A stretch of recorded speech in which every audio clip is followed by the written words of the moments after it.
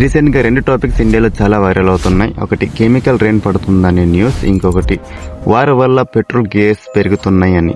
ఈ రెండు టాపిక్స్ గురించి నిజం ఏంటి సింపుల్ గా ఈ చిన్న వీడియోలో తెలుసుకుందాం. రీసెంట్ గా ఢిల్లీ సైడ్ లో సడన్ గా ఒక హెవీ రెయిన్ వచ్చింది. అప్పుడే సోషల్ మీడియాలో కొన్ని వీడియోస్ వైరల్ అయ్యాయి. ఇది నార్మల్ రెయిన్ కాదు, కెమికల్ రెయిన్ అని.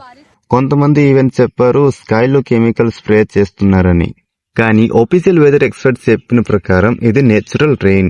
మెయిన్ రీజన్ ఏంటంటే వెస్టర్న్ డిస్టర్బెన్స్ వల్ల వెదర్ సడన్ గా చేంజ్ అయ్యింది. కెమికల్ రెయిన్ అని చెప్పడానికి స్ట్రాంగ్ సైంటిఫిక్ ప్రూఫ్ లేదు. ఇండియాలో ఆర్టిఫిషియల్ రెయిన్ అనే కాన్సెప్ట్ ఉంది, దానిని క్లౌడ్ సీడింగ్ అంటారు. కానీ ఇది చిన్న స్కేల్లో మాత్రమే పాసిబుల్. ఫుల్ వెదర్ కంట్రోల్ చేయడం ఇంకా పాసిబుల్ కాలేదు.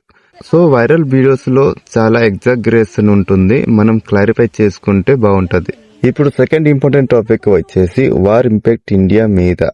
స్పెషల్లీ ఇప్పుడు యుద్ధాలు వార్ జరుగుతున్నాయి కాబట్టి ఇండియా ఆయిల్ ఇంపోర్ట్ చేసే కంట్రీ కాబట్టి వార్ జరిగితే డైరెక్ట్ గా పెట్రోల్ ప్రైస్ ఎఫెక్ట్ అవుతాయి.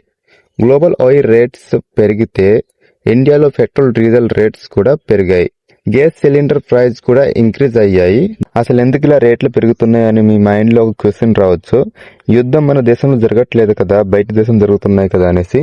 ఇండియా ఇంపోర్ట్ చేసే కంట్రీ కాబట్టి ట్రాన్స్పోర్ట్ కాస్ట్ పెరిగితే వెజిటేబుల్ ఫుడ్ ప్రైస్ కూడా ఇంక్రీజ్ అవుతాయి.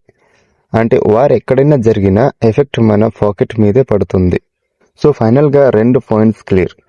Chemical rain viral news mostly miss information, scientific proof strong గా లేదు. War impact real. Petrol gas cost of living మీద ఎఫెక్ట్ జరుగుతున్నాయి, ఇది నిజమే. గ్యాస్ ప్రైజెస్ ఇంకా పెట్రోల్ ప్రైజెస్ పెరగడం చూస్తున్నాం ప్రతి స్టేట్ లా. మీరేమనుకుంటున్నారు? వెదర్ ఫ్యూచర్ లో కంట్రోల్ చేయడం పాసిబులా? పెట్రోల్ ప్రైస్ ఇంకా పెరుగుతాయని మీకు అనిపిస్తుందా? కామెంట్ లో మీ ఒపీనియన్ చెప్పండి. ఇలాంటి వీడియోస్ కోసం ఛానల్ ని సబ్స్క్రైబ్ చేసుకోవడం మాత్రం మర్చిపోకండి.